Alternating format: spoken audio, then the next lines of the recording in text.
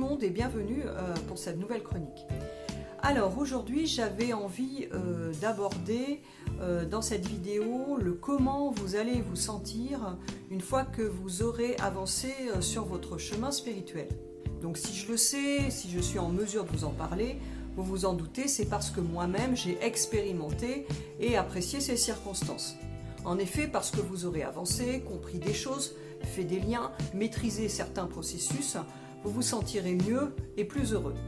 Alors en ce sens, il faut savoir que Christophe André nous indique que se dire libre est présomptueux, mais travailler chaque jour à ce qui nous fait mal, voilà un chemin possible. Alors dans le même esprit, il faut savoir que l'on n'éradique pas une blessure, mais qu'on cesse juste de la subir et de la laisser nous diriger.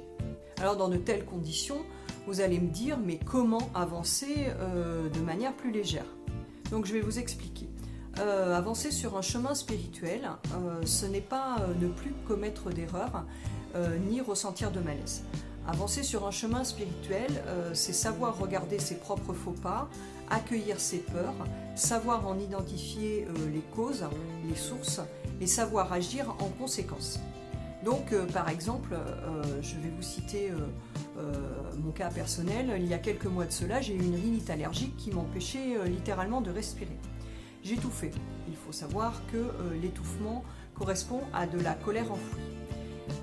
J'ai réfléchi et j'ai alors fait le lien entre mon affection et la présence de mes enfants qui étaient en vacances scolaires.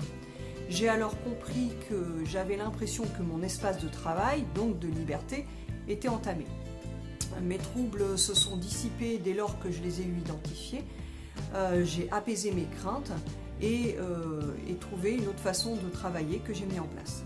Et pour aller plus loin, ma frustration de voir mon espace de travail, donc de liberté entamé, s'est concrétisée à travers une affection, car je n'étais pas capable de l'exprimer clairement, haut et fort.